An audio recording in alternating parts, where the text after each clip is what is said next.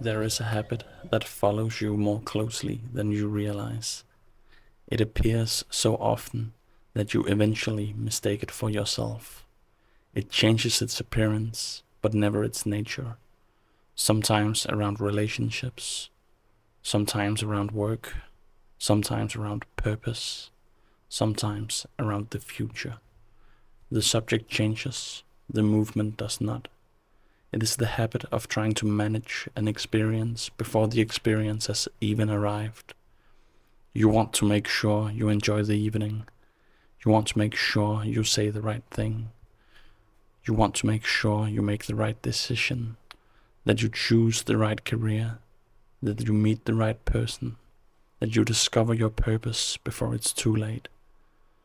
There's always seems to be something that requires your attention, something that needs to be improved, something that should be figured out. It rarely feels malicious. In fact, it often feels responsible. It feels as though you are simply taking your life seriously. But perhaps something else is happening. Perhaps you have become so accustomed to interfering with your experience that the interference has become invisible. You no longer notice that you're doing it. You simply assume this is what living is. Imagine standing beside a perfectly still pond. You notice a few ripples. You reach down to smooth the water with your hands. For a brief moment, it feels like you're helping. After all, you're doing something. But every movement of your hands creates another disturbance. The ripples spread. The surface becomes increasingly restless. So you move your hands even more. You become convinced that the answer must be better technique, more effort, more precision. If only you could move your hands correctly, eventually the water would become still. Yet, the stillness arrives only when your hands leave the water. Life often seems to work in much the same way. You believe you're disturbed because life is uncertain. Perhaps you're disturbed because you keep trying to remove the uncertainty. You believe you're restless because clarity has not arrived. Perhaps the restlessness comes from trying to force clarity before it is ready. You believe peace is difficult to find. Perhaps peace keeps arriving in the brief moments when you stop chasing it. This is difficult to accept, not because it is complicated, but because it runs against almost everything you have been taught. From an early age, you learn that every problem has a solution. Every discomfort deserves attention. Every feeling should be understood. Every uncertainty should be resolved. Every weakness should become a strength. Every moment should become productive. You become someone who's always improving, always adjusting, always correcting, always moving. Eventually, movement begins to feel like safety. Doing something feels wiser than doing nothing. Thinking feels wiser than observing. Controlling feels wiser than allowing, even when none of it is helping. This habit reaches into places you rarely question. You interfere with sadness because you want it to disappear.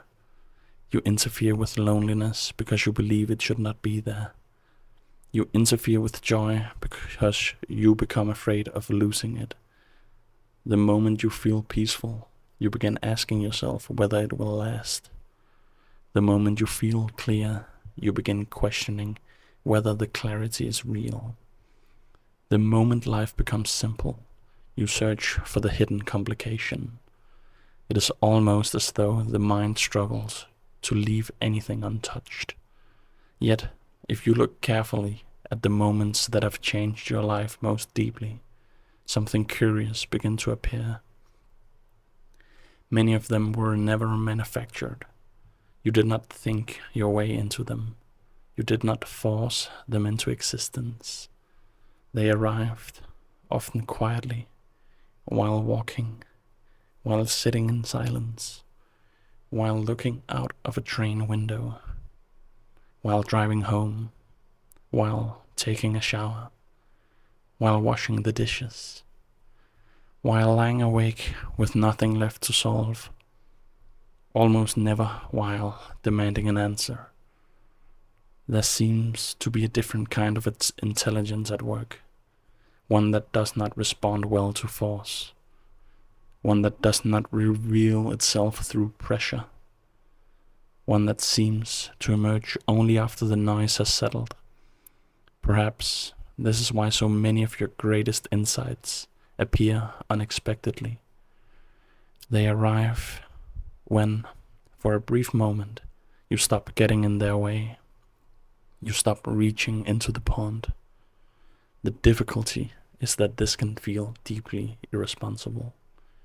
If you stop trying to control your thoughts, won't they consume you? If you stop trying to improve yourself, won't you become lazy? If you stop searching for certainty, won't you make the wrong decision? The mind always presents interference as wisdom, as maturity, as responsibility. Yet, how often has it actually brought the clarity it promised? How often has another hour of thinking produced peace? How often has another attempt to control your experience made you feel more alive? Perhaps there is another possibility. Perhaps action is most intelligent when it arises from clarity, not when it is used to create clarity. There is an enormous difference.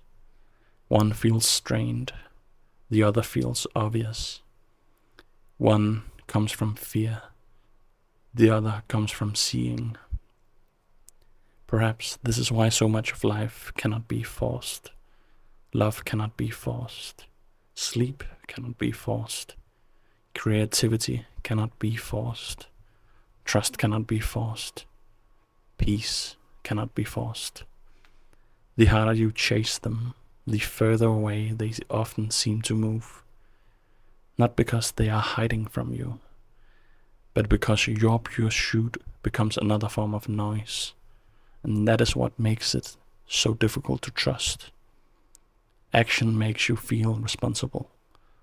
Observation makes you feel passive. Like you are neglecting yourself. Like you are giving up. But perhaps observation is not passive at all. Perhaps it is the most intimate form of participation there is. Because only when you stop trying to change what is happening do you finally begin to see what has been happening all along. Sincerely, Milo Morrison.